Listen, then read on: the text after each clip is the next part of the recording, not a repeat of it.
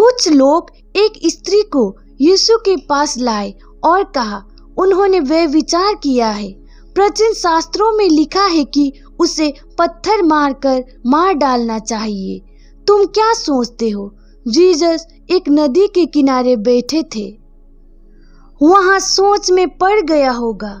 अगर मैं उससे कहूं कि उसे पत्थर मारकर मार डालो तो वहां हिंसा होगी। तब यीशु के प्रेम के सिद्धांत का क्या होगा? और अगर मैं ना कहूं तो उसे माफ कर दो, लोग नाराज होंगे। लोग कहेंगे कि आप हमारे प्राचीन धर्म के खिलाफ बोल रहे हैं, आप हमारे प्राचीन शास्त्रों को ठुकरा रहे हैं। असल में लोग यही चाहते थे। लोग सिर्फ इन पत्थरों से यीशु को पत्थर मारने आए थे। अगर उसने उसे क्षमा करने के लिए कहा क्योंकि वह हमारे धार्मिक ग्रंथों के विरुद्ध में बोल रहा है, और यदि वह उस पर पथराव करने को कहे तो हम उस स्त्री को मार डालेंगे और फिर यीशु से कहेंगे, तेरे प्रेम का क्या हुआ? आपकी करुणा के लिए कहाँ गई आपकी करुणा? कहाँ चला गया तुम्हारा प्यार? यह सब बनावटी बातें थी, परंतु वे नहीं जानते थे कि यीशु क्या उत्तर देंगे। यीशु ने कहा कि प्राचीन शास्त्र सही है, उन्हें सही होना चाहिए। पत्थर उठाओ और उस स्त्री को मार डालो, लेकिन केवल उन लोगों को पत्थर फेंकने दो जिन्होंने कभी वे विचार नहीं किया है और जिन्होंने कभी वे विचार करने के बारे में सोचा भी नहीं।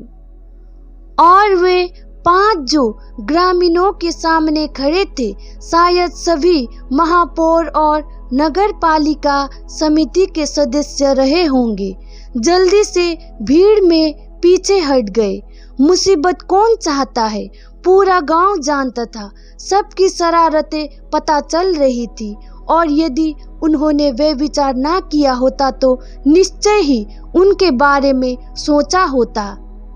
एक ऐसे व्यक्ति को खोजना मुश्किल है जिसने वे विचार के बारे में नहीं सोचा है, जो मोहित नहीं हुआ है, जो आकर्षित नहीं हुआ है।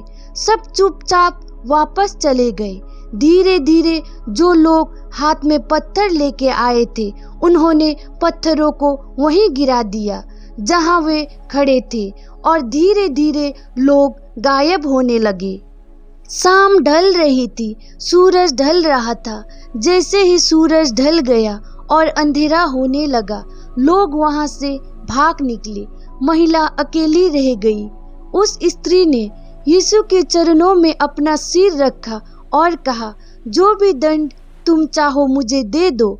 मैं एक व्यभिचारिणी हूँ, मुझे स्वीकार्य है। मैं एक पापी हूँ और आपकी करुणा ने मेरे हृदय को अभिभूत कर दिया है। तुम जो भी दंड देना चाहते हो। यीशु ने कहा, मैं कौन होता हूँ दंड देने वाला? मैं कौन होता हूँ जो तुम्हारे और तुम्हारे ईश्वर के बीच खड़ा हो? आप जानते हैं कि आपको क्या करना है और आपका भगवान जानता है। मैं कोई फैसला नहीं करने जा रहा हूँ। अगर आपको लगता है कि आपने कुछ बुरा किया है तो इसे और ना करें, और अगर यहाँ आपको ठीक लगता है तो जारी रखें। फैसला करने वाला भगवान है। अंतिम फैसला आपके और भगवान के बीच होगा। कोई बिचौलिया नहीं है। अभी जाओ। गौर कीजिए कि वहाँ क्या कह रहे हैं। यीशु का एक प्रसिद्ध कथन है, बुराई का विरोध मत करो, बुराई भी नहीं। क्यों?